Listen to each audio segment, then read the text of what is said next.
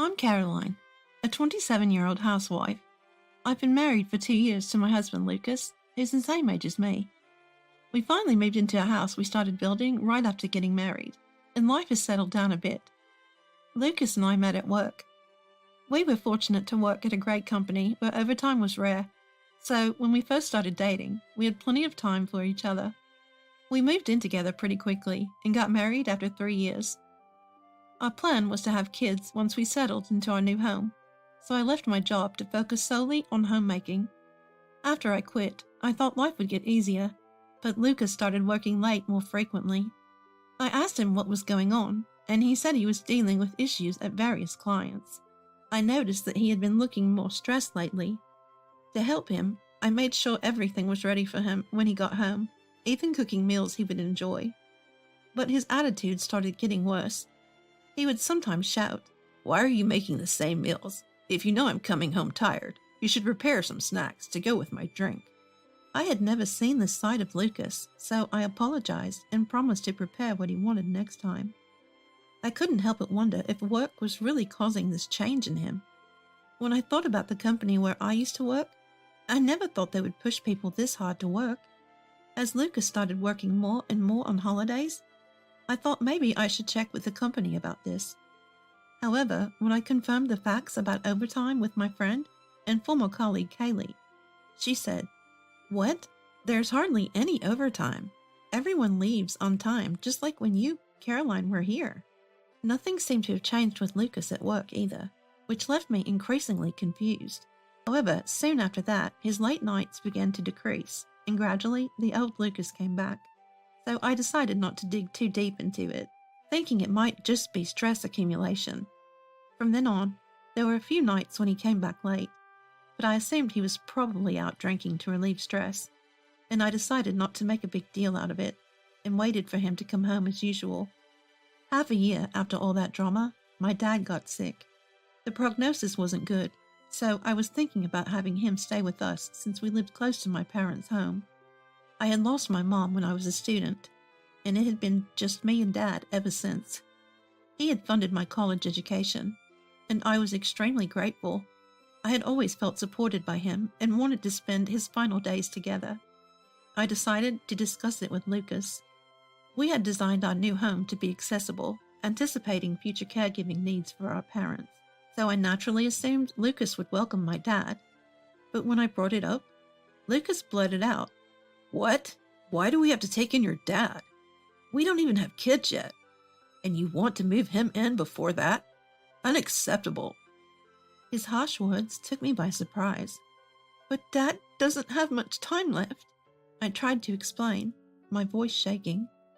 "I don't care. Your family home is close. You can just visit him there." He dismissed me. So what was the point of making our home caregiving friendly? I thought that was for both our parents, I argued. But Lucas said, "No, that's for my parents. You're my wife, so you should be looking after my family. Usually people only start taking care of their parents once their kids are grown. Why did your dad have to get sick so soon?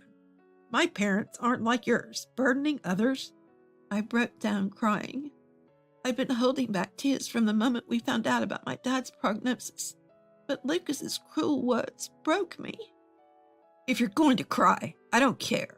I'm the one paying the mortgage. I make the decisions. If you can't agree, we're getting a divorce. Pack your stuff and get out," Lucas shouted. So I grabbed the essentials and left, going back to live at my parents' place for a while. My dad was concerned, but I assured him, "Lucas says he's fine on his own, so don't worry." My dad responded, "Well, if Lucas says he's okay, then maybe you should go back to him." I couldn't bring myself to tell my dad that Lucas had refused to help, so I just said, "I'll be staying away for a little while." Then after a few weeks back home, Lucas sent me a text. "There's a notice about community association dues. Apparently someone will be collecting them this Sunday. I don't want to deal with it, so you handle it," it read. Though his tone angered me, I was on good terms with the community association president, so it would have seemed odd to be absent during the collection. I went back. After settling the community dues, Lucas immediately said, "Now that you're done, go back to your parents' house. You're just in the way here." and so he tried to send me away again. But when I returned home after being away for a few weeks, something felt off. Freshly laundered clothes neatly hung up, dishes put away. Above all, the house was cleaner than usual. Could Lucas, who can't even clean properly when I'm away for a few days, really manage to keep things so orderly? I also found it odd that his work shirts were hanging perfectly wrinkle-free. "Lucas, you've never used an iron. How did you get these shirts so nice?" I asked, noticing his eyes darting away for a second. "Well, someone's got to do it if no one else is around, right?" Feeling his nervous energy, I decided to push further. "Really? It's like someone's been here," I said. Ignoring my husband's glare, I headed to the bathroom, the best place to find any evidence. I called Lucas over and pointed at a long strand of hair on the bathroom counter. "Whose hair is this?" It wasn't Lucas's, and my own hair is a bright short cut. The strand was long and black, clearly not ours. Lucas stumbled over his words. "I have no idea. Must have gotten stuck to my clothes or something." Seeing his shaky reaction, I felt more certain, but I chose to hold my tongue until I had concrete proof or a confession from Lucas. So I went back to my parents' house. My father's health had somewhat stabilized, so I decided to start working from home. It was a different field from my previous job, and while there were many new things to learn, I found it fulfilling. Given that I also needed to take care of my dad, this flexible job was a lifesaver. In a way, I started to think that my spat with Lucas had a silver lining. He let me spend quality time with my dad and focus on my own career. But just when I thought life was getting stable, another text from Lucas popped up. "Dad's in the hospital. Need you to come help Mom." What happened to all his talk about not worrying about his own parents? Certainly, I had no intention of granting his request. "Why should I help? You said your parents wouldn't be a burden, remember?" I replied in a cold, unemotional text. He called me right away, saying, "Come on, it's a sudden situation. Can't you take care of them for a bit?" "I'm busy caring for my own father. Weren't you the one who kicked me out? What are you talking about now?" I shot back and hung up. Another call came through. "Stop this nonsense. You can't keep avoiding home. You'll need me sooner or later. Just come back already." He sounded even more frantic than before. Sighing, I responded, "I can manage just fine without you. I found a job." And I hung up again. The next day, Lucas showed up at my parents' house. "My parents are moving in with me, and Mom after Dad gets out of the hospital. Please come help. They said they'd be okay if you were there." I couldn't believe my ears. So his parents were planning on relying on me all along. And yet Lucas was the one who had told me to leave. "I'm sorry, but I can't take care of them. It's your house, you handle it. Isn't that why you made it accessible?" I tried to dismiss him, but he wouldn't back down. Finally, I'd had enough and showed him the divorce papers I'd prepared. "Now there's no reason for me to care for your parents, is there?" "What the hell? So you'd rather divorce me than take care of my parents?" he yelled. I showed him some incriminating photos I'd obtained earlier. "Kathy, my former colleague, sent these to me. She noticed you coming home late and checked up on you." The photos showed him happily bar-hopping with young women. He grabbed them, flustered, but there was no getting out of this. "I'll be claiming alimony in the divorce, just so you know." Just then, a voice from the car in the parking lot. It was his mother, Olive. "Lucas, hurry up and bring Caroline. I need her to help with dinner." Apparently, Olive had moved in already, and had Lucas forcibly fetch me. Hearing Olive's voice, I told Lucas, "Why don't you show this evidence to your mom? Maybe then she'll understand why I'm not coming back." Lucas quickly pocketed the photo he'd snatched from me. "Stop it. You wouldn't do something like this, would you?" His eyes welled up with tears. "You made me into someone like this. Plus, I have another photo." I shot back, flashing him the second photo before heading toward the car where Olive was sitting. "Long time no see, Olive. I was just about to be volunteered by Lucas to take care of everyone. Let me make this clear. I'm not up for that role." Olive got annoyed at my tone. "What's with the attitude? You're my son's wife. You can't just refuse to help with family responsibilities." I gave Lucas a pointed look. Lucas, thinking I might expose his affair, started to calm things down. Mom, Caroline seems busy. Let's go home for now. Olive wasn't satisfied. Lucas, you were just saying how she's a terrible wife for leaving to stay at her parents' home.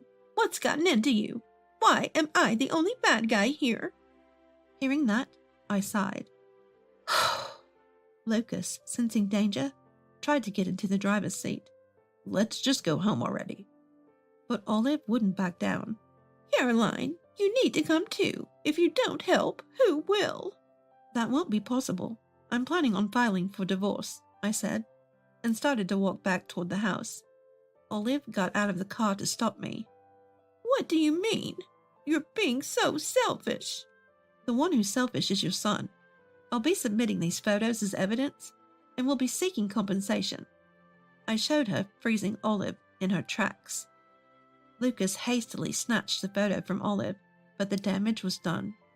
Olive confronted Lucas, but he remained silent, unable to come up with an excuse.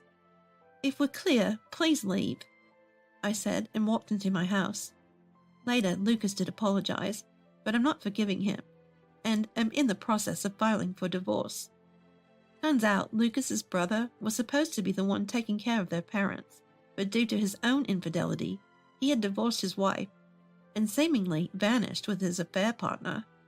Like brother, both are cheaters. It's just pathetic. Lucas's parents had apparently turned to Lucas and me for help, taking the place of my brother, but that didn't work out either. In the end, Lucas couldn't take care of his parents and decided to place them in a facility.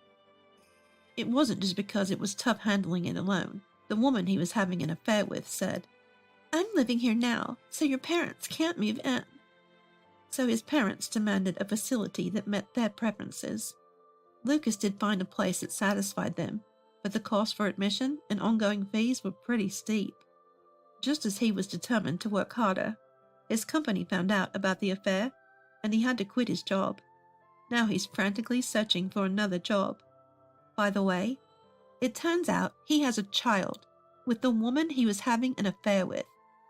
I had no intention of feeling any sympathy for him, as he struggled with the upcoming child-rearing expenses, the compensation money for me, and the cost for his parents' facility. I had a lawyer report the affair to the woman's company, and it seems she was fired too. I've returned to work, and my colleagues, who knew about the situation, welcomed me warmly. Now, I'm enjoying a peaceful life with my father